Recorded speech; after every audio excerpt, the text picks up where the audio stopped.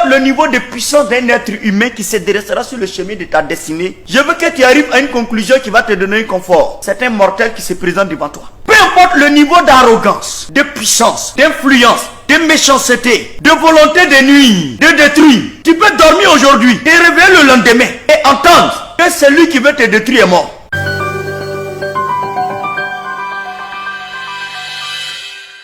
Vous savez, mes chers leaders, la différence entre deux personnes qui vont au front se trouve généralement dans la mentalité, dans l'état de pensée. Parce que de là découle la source de la vie, la source de la mort. Et c'est de l'abondance du cœur que la bouche parle.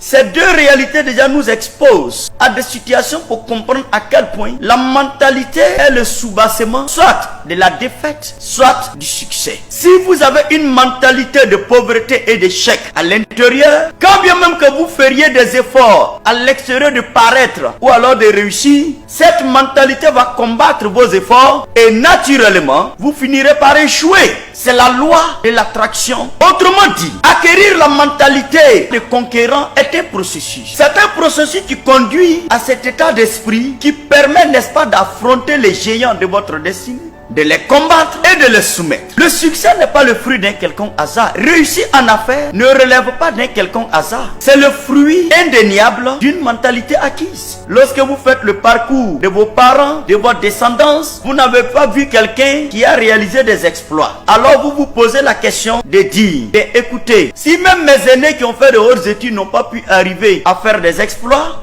il est tout à fait normal que moi également, je ne puisse rien faire d'exceptionnel. Et d'ailleurs, si cela m'arrive, ce n'est pas un drame puisque je ne suis pas le seul à qui cela arrive également. Mais il se trouve que le destin n'agit pas de la même façon. Peut-être que pendant que je te parle, tu es dans les affaires, tu es dans un domaine d'activité où il y a également des géants qui dominent, des acteurs qui dominent ce secteur. Et je reste convaincu qu'il y a aussi des Goliaths, peut-être actuellement qui te font fuir. C'est quoi ton Goliath? Peut-être que ton Goliath sont les ressources financières qui te manquent pour que tes activités avancent. Peut-être que ton Goliath, c'est une activité fermée entre des personnes qui contrôlent le marché et qui refusent d'y voir d'autres personnes y pénétrer. Peut-être ton Goliath, ce sont des collaborateurs qui te trahissent chaque jour et qui font que tu n'as pas du personnel compétent pour réussir tes défis d'entreprise. Peut-être ton Goliath, ce sont tes limites intellectuelles dans certains domaines pour lesquels tu dois réussir. Peut-être même que ton Goliath, c'est ta méconnaissance dans le secteur dans lequel tu dois opérer. Mais écoute-moi bien. Si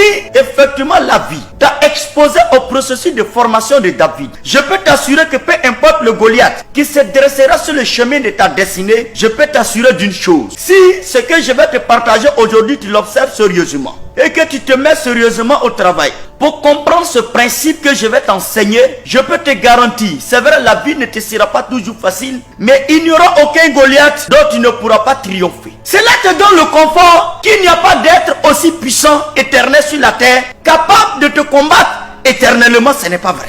Peut-être que toi, il peut te combattre, mais à ta descendance, je ne suis pas sûr qu'il peut combattre ta descendance parce que lui aussi, il a appelé à partir. Sur la base de cette évidence, ne te laisse pas effrayer par les circonstances ou la taille des personnes qui se dressent devant toi, peu importe les puissances.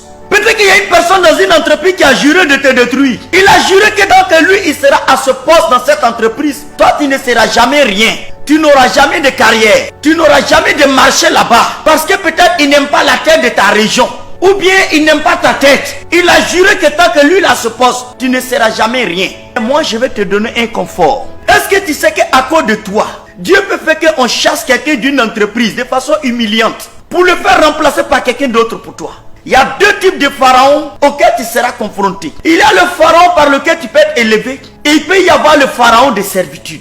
Souvent nous combattons des pharaons dans l'ignorance. Peut-être que sur le chemin de ta destinée, il y a le pharaon de Joseph que Dieu veut utiliser pour t'élever mais que tu combats. Mais il y a aussi le pharaon de servitude pour lequel il faut que Dieu t'envoie un Moïse pour le combattre, pour te faire sortir de la servitude. Donc avant de combattre un pharaon, il faut discerner de quel pharaon il s'agit.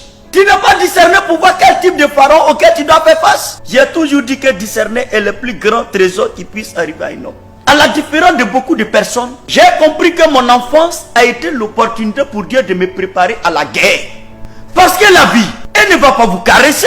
Je vous dis une chose. Dieu même qui a créé l'homme, regardez ce qu'il dit. Il dit le cœur de l'homme est tortueux, qui peut le connaître? La nature humaine est extrêmement méchante. Généralement, 90% des gens qui vous entourent ne souhaitent absolument pas du tout vous voir réussir.